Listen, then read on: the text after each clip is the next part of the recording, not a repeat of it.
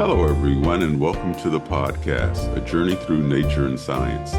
We have with us on this episode Bob Krumenaker, who is a former superintendent of national parks. Bob spent 30 years managing national parks in various capacities at some of the most iconic parks in the national parks, including the Everglades, Apostle Islands, and Big Bend, where he wrapped up his career.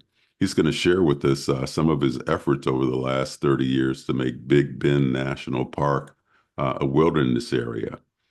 You can find out a lot more about Big Bend and other national parks by going to our website at natureandsciencepodcast.com. And remember, we have a special offer going on if you go to our website at natureandsciencepodcast.com and subscribe, you'll receive a free photograph from Dom Nessie, one of the premier photographers in the world. And Dom and Michael Brown were featured on our last episode.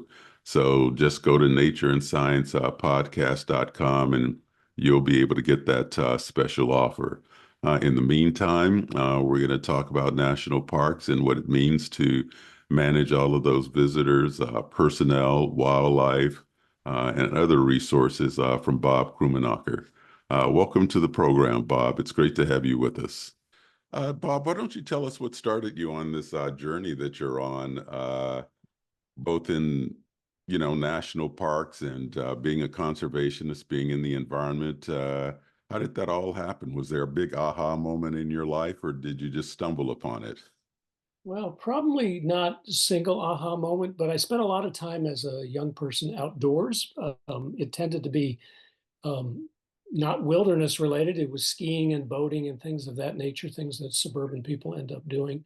But I just flashed when you asked that question about a map I had of Alaska in 1978 on my wall in college, looking at all the Alaskan lands that were being set aside as national monuments and ultimately national parks.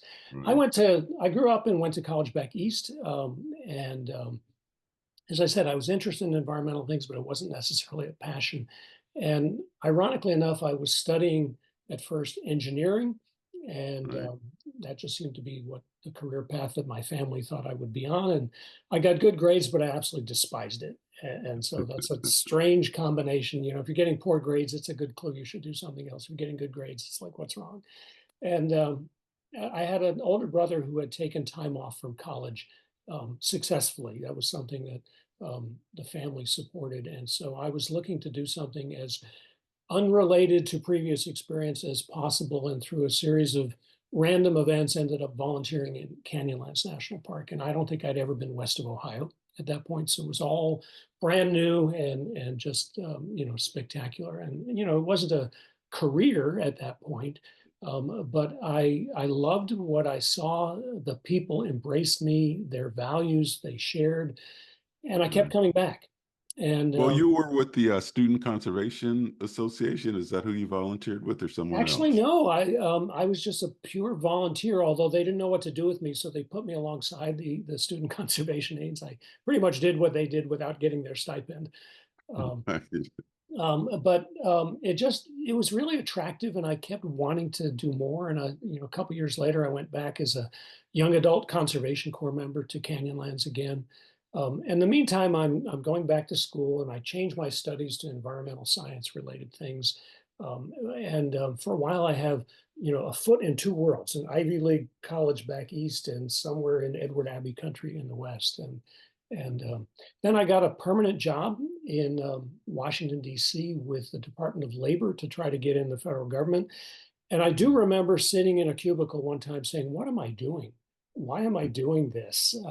And again, long story, but I ended up getting an opportunity to go to Big Thicket National Preserve in 1983 as a computer guy, which in those days was really rare. And it happened to be a skill that, I had just slightly more than everybody else had because I had taken two programming courses in college. But it was that realization that the Park Service values were something that were important to me. And, those open spaces and clean air, I could breathe, and so I do remember my dad saying, when are you going to get a real job? And when I actually told him what my salary was with the federal government, he thought, oh, well, maybe that's not so bad after all. To understand. Yeah. So you mentioned, the values of parks and how much that influenced you. So why don't you tell our listeners and viewers just what, parks mean to you, personally? What's the, visceral feeling you have when you're in parks? You spent so much time working for national parks. Well over 40 years. Yeah, and as I said, I grew up in the East and I went to college in cities in the East. And part of my career, I've worked in Philadelphia and Washington, D.C. So I know and have done cities, and I can do them just fine. But I do realize that when I'm out in places like the view behind me, which is Big Ben, I breathe better. My blood pressure is lower. I've always valued being able to see long distances, so open space and vistas and undeveloped country. It just calms me, to be perfectly honest. But as I have become a student of history and politics and society, I realized that these places are important to the society, not just to me, as breathing spaces, both literally and figuratively. And I always feel better when I'm in a spot that is minimally developed, and nature is allowed to take as much of its course as possible. And as I said, I keep gravitating to places like that. So, it's become my life. I don't think I would have expected that growing up 25 miles from New York City. Well, you mentioned something very important. You mentioned how when you're out in nature, it calms you, your blood Yeah. pressure is lower, that sort of thing. And when was it? In the 1990s, E.O. Wilson came out with the book Biophilia, and Mhm. that was something he mentioned very specifically in his book is the health and well-being that nature creates for people. Right. And he and I were actually on a radio program together talking about Hmm. that concept and why that was important. And actually, it goes back a lot further than E.O. Wilson because I can't remember the years, but in the 1860s or 70s, when Frederick Law Olmsted Mhm. wrote the Yosemite report, he was very clear in mentioning in that report to the state legislature that the outdoors was absolutely important for the health and well-being. He even mentioned, CEOs and people working in New York City.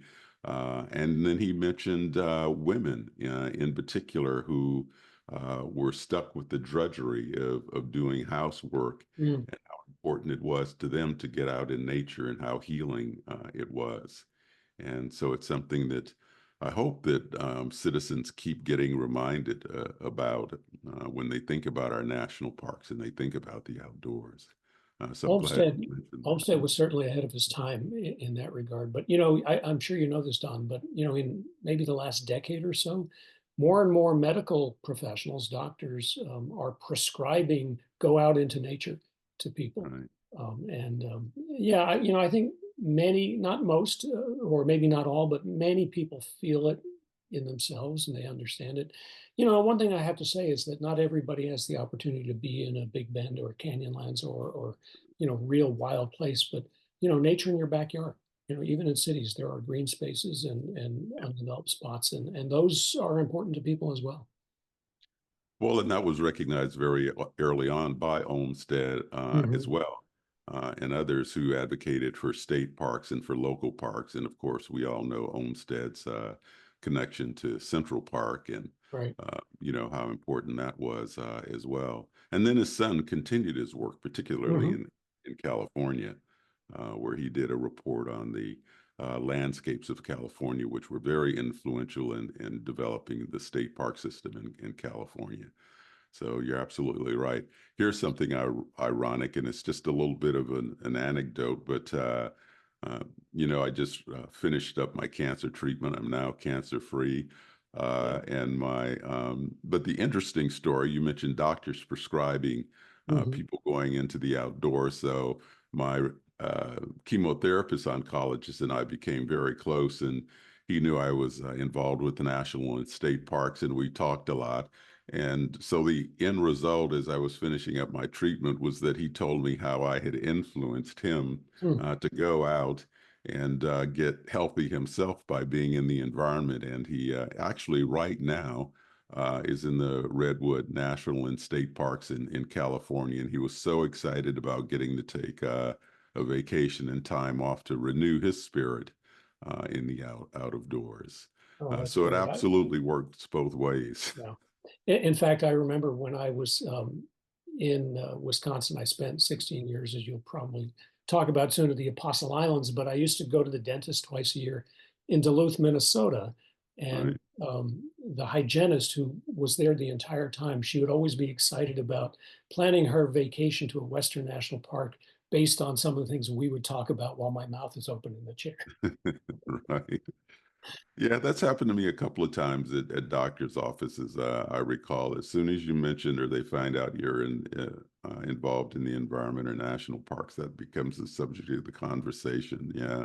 Well, you mentioned Apostle Islands. That's a good segue because that was going to be my next question. Why don't you tell us about the time you spent at Apostle Islands and actually how Apostle Islands got its name? I remember when I first visited you there years ago. That was something we discussed because I didn't know back then how those islands got their name. Well, I'll start off with a little bit of geography for most people because it's one of those amazing national park sites that so few people know about, which is, of course, one of the reasons it's so amazing.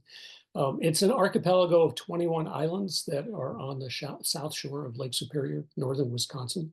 In fact, the northernmost point of the state of Wisconsin is in the park. And I probably took you out in a boat, and we often would sit offshore of a lighthouse at the very northernmost point, and we would say, we are the northernmost people within the state right now. It is a fascinating place of both nature and culture. It's the ancestral and spiritual home of the Ojibwe Nation, and it was their lands before it became um, alienated from them, unfortunately, and before it became a national park. There are six light stations there, all from the 19th and early 20th century, so more lighthouses than any other national park in the country. And one of the great opportunities I had during my tenure was to do a wilderness study and work with Congress and ultimately get legislation to establish the Gaylord Nelson Wilderness. Gaylord Nelson, who is known by many people as the father of Earth Day, was also the father of the Apostle Islands National Lakeshore. And in fact, those two things happened the same year in 1970. So it was a wonderful park. And unlike Isle Royale, which I had worked at earlier in my career, and also a spectacular and even wilder place, you lived on the mainland in this cute little village called Bayfield, Wisconsin, which was almost like a New England fishing village. And so great quality of life. You have to like winter, obviously, but it had the nicest summer weather of anywhere I have ever lived. Right. I'm not, despite my having spent the last 6 years in the Chihuahuan Desert, I'm not a great fan of hot weather. And so it's the only place I ever lived that I wish summer were longer. Um, Right. because it was just so pleasant. But really fantastic park and great opportunity, terrific relationships with the community, and so a lot of the things that we long for in national park careers all came together in that one location for me. Yeah. Well, why did they name it Apostle Islands? Oh, sorry, I forgot that one. So the first European people who at least recorded any visits to the area were Jesuit priests and explorers Mm, coming by canoe. And the topography of the islands is not very great. And if you're coming through there by canoe, it's really difficult to identify how many islands there are. And so I do think in that era, they named as many things as possible for biblical figures. And so mm, we don't really know whether they thought there were only 12 islands or whether they just thought, oh, there's a bunch, let's name them for the apostles. But ironically enough, there are no Matthew, Mark, and Luke islands. They're all named for other things. So other mm. than the name, there's no real connection to the Jesuits. Right. I understand. So, as a superintendent in the long career that you have, people don't always understand some of the challenges of managing national parks and what that involves and entails. They go and they enjoy. Unfortunately, some visitors don't take care of the parks the way that they should. You're often hearing stories about people getting injured by, either by climbing in weather they shouldn't climb in. I can't tell you how many times I ended up having to manage the aftermath of those kind of situations in parks. And then there's always a problem of wildlife contact that actually shouldn't happen in national parks, managing people, managing personnel. Just tell us, our viewers, what were some of the challenges, both in terms of resource management and people management, that a superintendent in national parks faces. Well, I will start off saying I didn't start off as a superintendent, of course. Of course. I feel like I clawed my way up to that point, and there was an aha moment actually, earlier in my career where a superintendent that I worked for that I don't think I will name at this point made what seemed to me a fairly foolish decision, and I came back to my residence in the park at that point and kind of slammed the door. And I said out loud to my wife, I said, "Gee, I can make decisions at least as bad as that guy can." And she looked at me and said, "Well, maybe not even that bad." It wasn't a linear path from there to ultimately being a superintendent, but I did realize that ultimately the superintendents had a tremendous amount of discretion and authority. I will tell you, not as much as I thought when Yeah. first thought I would be a superintendent, but the superintendent is responsible for all aspects of park management. And as you point out, most people think of parks as vacation sites, and of course they are spectacular areas of that. But the national parks and many state park systems have a very strong conservation mandate. And in fact, the courts, as have said the first mandate for the national parks is conservation. And while we must do visitor management, we must do it in the context of a perpetual conservation and non-impairment mission. And so a lot of people use the word balance, and I've never really liked that concept. It implies a zero-sum game. One goes up, one goes down. I think the real art of being a superintendent is trying to integrate these things where we do as much conservation as possible. We try to provide appropriate visitor experiences, always keeping the conservation mandate in mind and making sure that we don't overstep that. And I think a lot of mistakes have been made along the years in the national parks. There's a tremendous, I think, institutional culture to build things. And I won't necessarily say I was completely immune to that. But a park like Big Bend, which I went to later, had a $90 million backlog in deferred maintenance too. So putting funds into infrastructure, finding the money. I mean, that's one of the huge challenges of national park management is, no manager ever thinks they have enough money, but I think it's well documented that national parks are grossly underfunded for the mission that we have. It's kind of ironic, and I can say this as a retiree, that just about every congressperson, regardless of party, wants a new national park in their area, but only Yeah, one they party do. votes for the budgets. And every time a new national park is established, there is no new money. So it's really a challenge, finding enough money to do more than paying your staff.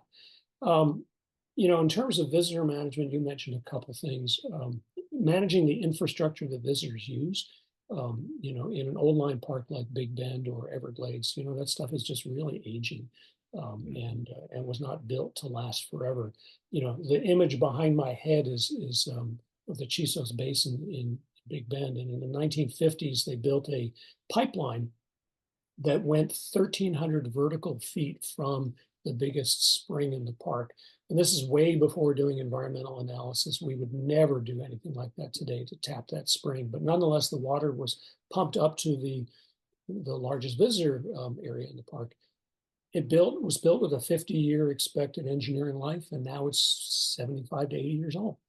And so trying to figure out how can you repair that or replace it without destroying the very environment it goes through, that's a huge challenge.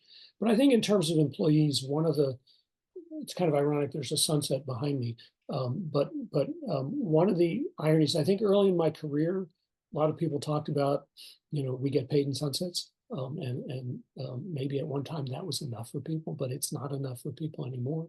So, dealing with housing and making sure that in these remote parks where you are providing housing, trying to make sure it's in good condition, there's good internet, and a Hmm. few amenities that will encourage people to stay longer. Um, Dual Right. careers are a great challenge because many park jobs are very remote and organizations are small, and there are very appropriate nepotism rules where spouses can't work for other spouses, and Right. so it just ends up being we end up being not just the manager of a place, but a manager of a community. And, Right. we were also, again, in these remote parts where the police, where the fire, where the EMS, where the sanitation department, all of those things. And Yeah, so, no, I I understand. Well, you remember. mentioned employee housing.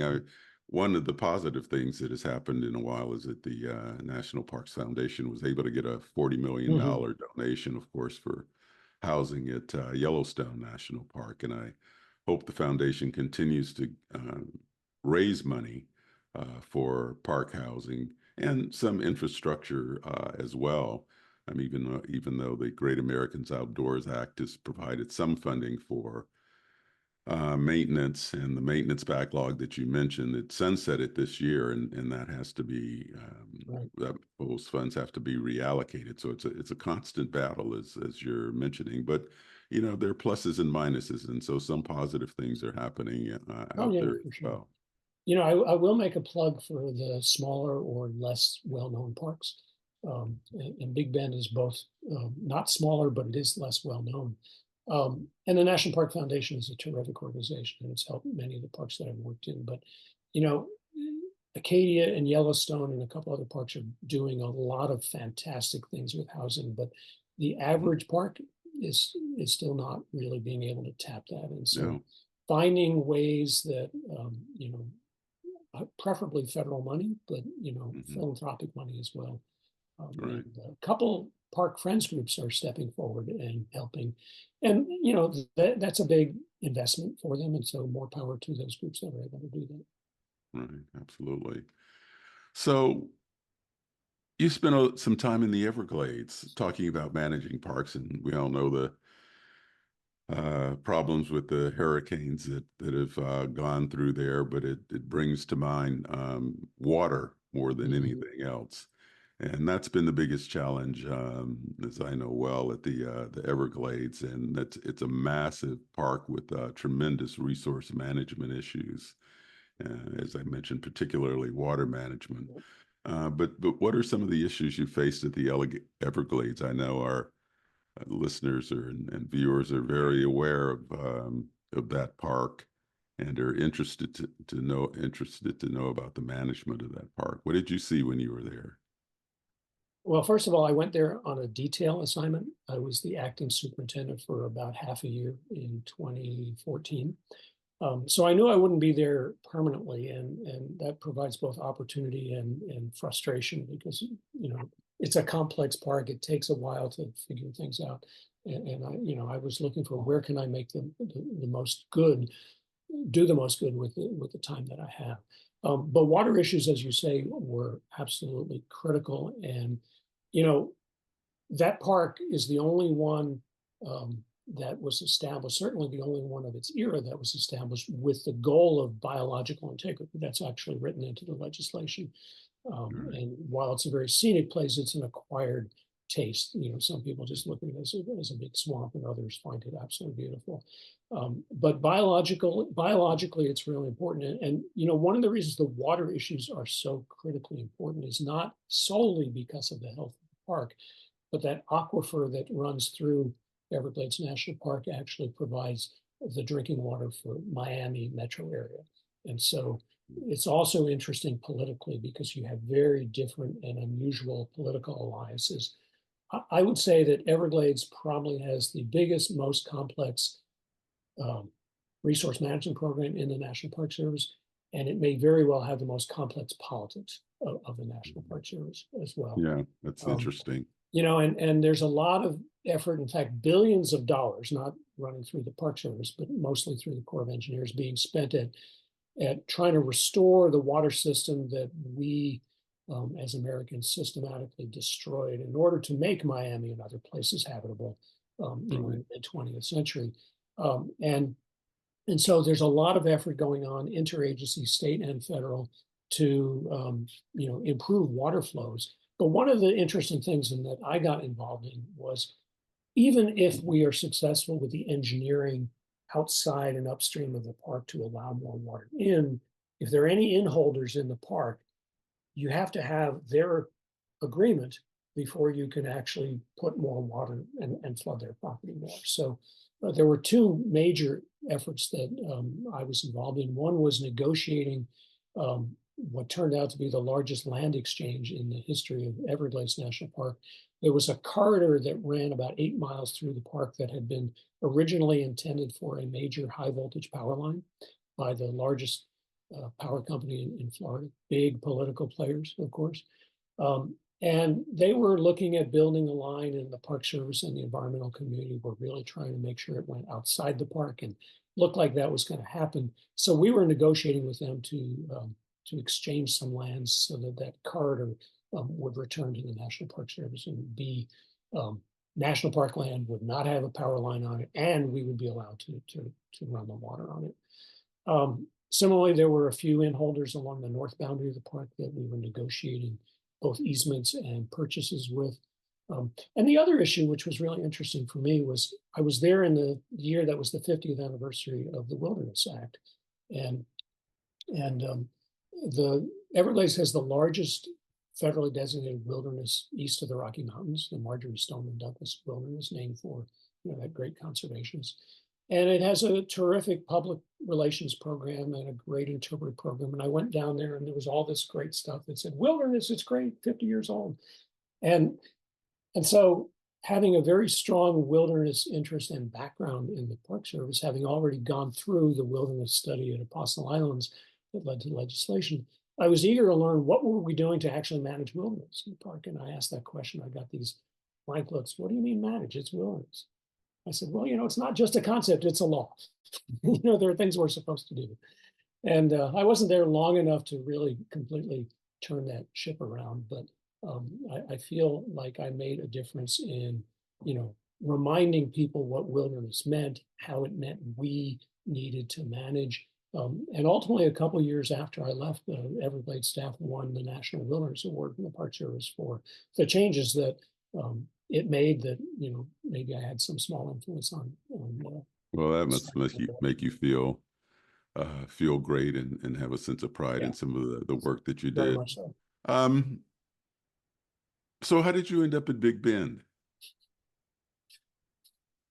When I interviewed for the job, the deputy regional director at the time asked about remoteness and was I prepared for remote, and I pointed out where Apostle Islands was and Isle Royale was, and I was very accustomed to working in remote areas. But I spent 16 years at Apostle Islands, and I really enjoyed that time, but I wasn't ready to retire, even though I was eligible. I wanted, particularly after the Everglades experience, I really felt like I wanted one more gnarly, challenging park assignment, and I wanted to do it, if possible, in a place that was a very traditional Western National Park. And the Big Bend opportunity came along, and they selected me for it. So it was indeed remote, but I knew what I was getting into. I had been to the park a number of times. In fact, the very first trip to Big Bend and the Rio Grande Wild and Scenic River, which the NPS also administers there, was back in 1982.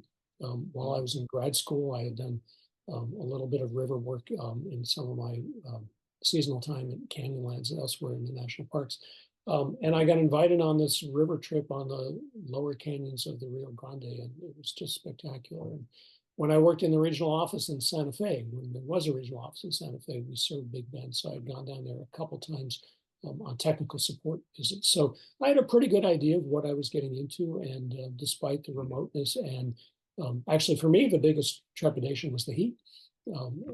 Because it's hot down there for sure, but no regrets. I actually loved it. It was the fantastic place to spend 5 years, and probably the most enjoyable part of my entire career. Well, that's great. So now you spent all of that time there, and now you're retired, and you're still working there. And what I mean by that, so our listeners will understand, is that for years you've been working on an effort to get some of the land in the Big Bend National Park designated as wilderness. And so now a lot of people are going to ask, well, it's a national park, so why do you have to designate it as wilderness? So why don't you give us a sense of, why you've been working so hard to get part of the park designated as wilderness, and what the difference is between the, national park designation and then wilderness designation within a national park. Well, I've already mentioned wilderness at Everglades and Apostle Islands. So there's a wilderness theme that has run through my career. And wilderness is something only Congress can establish, and it's an overlay on top of the federal lands that are so designated. So wilderness exists in national park areas, national forest areas, U.S. Fish and Wildlife refuges, and even occasionally in Bureau of Land Management land.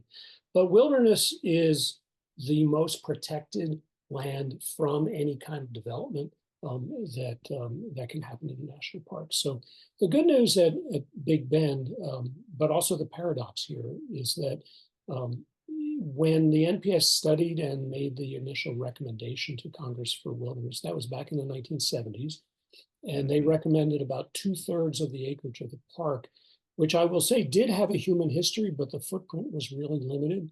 And there was no modern infrastructure on those lands, no modern roads, no modern buildings, any of those things. They recommended that that area be protected forever as wilderness. Some would argue to protect it from the National Park Service, because as I mentioned earlier, we have this Right, tendency to develop. right. And the good news is our agency policy for decades now has said, once we study an area for wilderness, and if we make that recommendation, we should protect those values so that Congress has that prerogative without having changed that. But that is purely policy, and it is very vulnerable to change. And it has almost changed several times. And so I think right now it's a particularly important time for us to revisit this, because Big Bend has been discovered. Social media and the internet have generated a lot of interest in the park, which is generally very good. After the pandemic, or actually towards the later part of the pandemic, visitation skyrocketed. And so there's pressure on that aging infrastructure, not just to repair it, but to expand it. I think while there would be arguably some short-term visitor benefits to having some additional campgrounds and maybe overnight lodging in the park, in the long run, the things that people tell us, and we've done surveys, that they love most about Big Bend is the wide open spaces, the night skies, the wildlife that's in such great condition. And I remember a talk I gave while I was superintendent to a four-wheel drive group in Central Texas who would come out. And Big Bend actually has some of the only public land in the state of Texas because of the whole history of land management in the state, which is probably peripheral of this conversation. But there's dozens of miles of four-wheel drive roads in the park. And one of them is really, really challenging. And these folks were telling me just how much they loved the challenge of that four-wheel drive road, but they also loved the fact that when they were on the steep hill about to go down in four-wheel low, they couldn't see any other human signs at all out there. And so the wilderness proposal by the Park Service, and now taken up by a nonprofit grassroots group called Keep Big Bend Wild. And I will do a shout out to their website, www.keepbigbendwild.org, which a group of environmentalists and advocates for wilderness formed alongside the Park Service when I was superintendent. And they've allowed me, once I retired, to be on their side right now. We're still working closely with the Park Service, and my hope is to work with my successor and do things that perhaps she is unable to do, and say things that perhaps she is unable to say. But I think right now the park is more vulnerable than it's ever been. And politics being what they are, it's entirely possible that the entire policy of the National Park Service will be reviewed by a future administration. And so the really good news is that nothing would change on the ground, because a wilderness designation would essentially draw lines that are already dotted, if you will. on the Hmm. on the ground, and assure that our grandchildren and their grandchildren will be able to have exactly the same kind of Big Bend experience that they have now. Um, but that I will acknowledge is also the toughest argument because people say it's not broken. Why do you need to fix it? Right. And so the goal of Keep Big Bend Wild is to learn from the successes and failures of other areas. And I would say one of the great things that I learned when I was the superintendent of Apostle Islands, even though admittedly the politics of Wisconsin and Texas are somewhat different, is you have to build public support and you have to build community support and you have to reach across political divides. And so at Apostle Islands, we had a coalition amongst the strongest members were the Chamber of Commerce and the local Republican Party. And so Big Bend in a much more conservative state, that's essentially the template we're trying to follow. And there are many chambers of commerce in the Big Bend area and across the state that are supporting. And we're working person by person and local government official by local government official. And our very conservative but interested congressman from that area, I think, is quite open to this. And if he believes that the local and regional people support it, I do think in the next Congress he may submit a bill.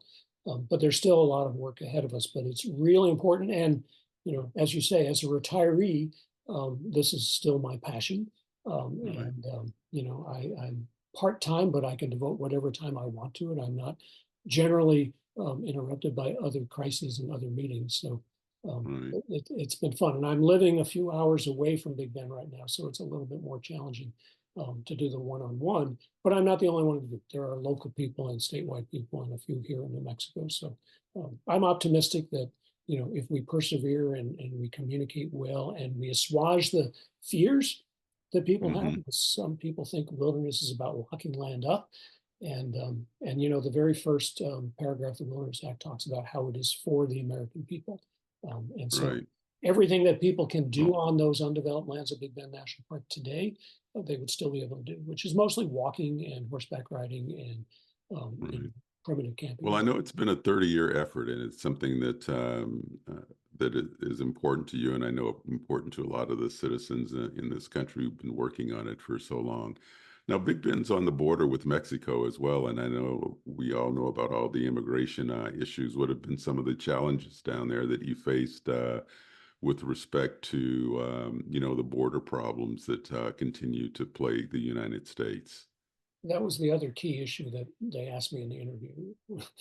What did I think about living on the border? And here again, living in northern Wisconsin, I was actually on the Canadian border up there, even though it was out in the lake. Big Bend National Park has 118 miles of border with Mexico, and with Rio Grande, Wild and Scenic River, between them 245 miles. It's almost 13% of the U.S.-Mexican border. So if there's one issue that I lost sleep over in that park and worried about showing up the next day on the front page of the Washington Post, it was something going wrong along the border. I Hmm. will say the good news is that it is the quietest sector of the entire U.S. national border. And that has nothing to do with it being a national park. It just has to do with the fact that it is really rough terrain. And maybe more importantly, it's the most remote and roughest terrain in Mexico. So it's really hard to get to from that side. But one of the we had the Border Patrol was stationed in the park. And I think it took many years for the two agencies to realize that the missions that we each had were not necessarily in conflict with one another. And Right. Big Bend and the Border Patrol learned from some of the real challenges at Oregon Pipe Cactus and other places that things had gone wrong. So I'm proud of the relationship we have with the Border Patrol, and they were a force multiplier for us when we needed a search and rescue team. Right. They were there for us. But I would say that the most exciting and best part of working on the border was the fact that in the original concept of Big Bend National Park, the early park visionaries and Franklin D. Roosevelt, who was president at the time, recognized that this is only part of the ecosystem. And the Chihuahuan Desert, some of its most spectacular places are on the other side of the river.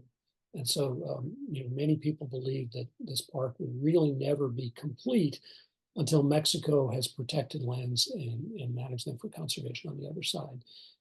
And that's a work in progress. Mexico and the United States have very, very different systems. And so Mexico has actually designated 4 protected areas across from Big Bend. And so on paper, at least, there's more protected lands on that side of the border.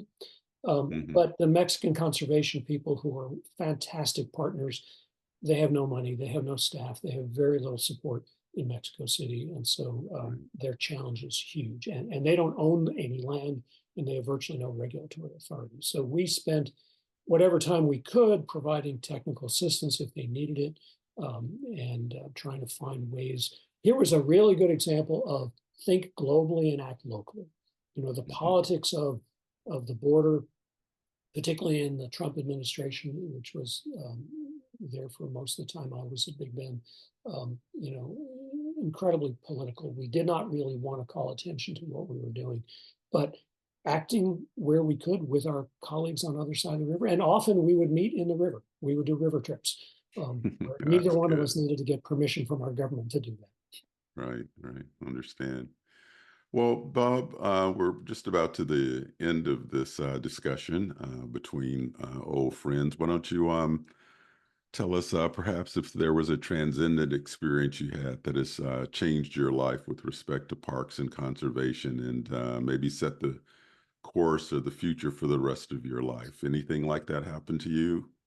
Well, I was trying to think if there was a single moment, and probably I can't identify one, but I will say, since about 2018, I've been in a new relationship, and my significant other also works for the National Park Service. And while she spent most of the pandemic at Big Bend, her career has been in other areas, and so um, I'm in my late 60s right now, and decided I didn't want to be doing this when I was 70, and I did want to spend as much time as I could with my significant other. So dual Mhm. careers are challenging. I mentioned that earlier. I am one. And so, in about mid 2022, we decided that I would retire in mid 2023, and join her where she is. And Mhm. so, that gave me a year to think about it, plan, wrap things up. I didn't announce it to the world the moment I made the decision. But I did announce it in January, and with plenty of time to, you know, allow for as smooth a transition as possible for the park. Mhm. As I said, I'm still involved as I can be with Keep Big Bend Wild, but I have to realize it's not my day to day. And while I don't miss the bureaucracy, I miss the park and its people very Sure. much. But I wanted to spend time with her, and I wanted to spend more time on things like Keep Big Bend Wild, and I'm getting involved in New Mexico conservation wilderness efforts as well.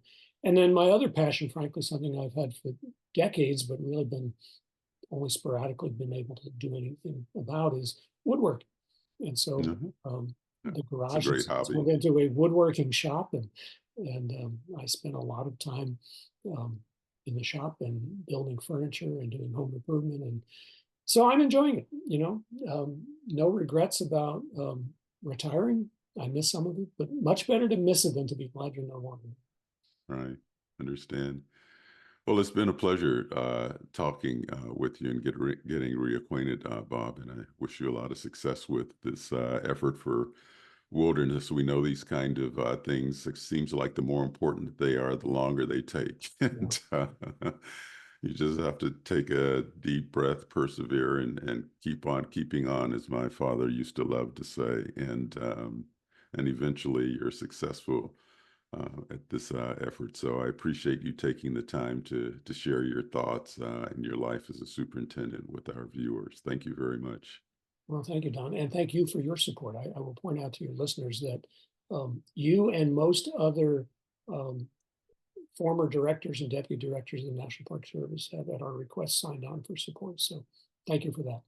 Oh, you're welcome. Yeah, we're going to keep doing this until our Mhm. last breath.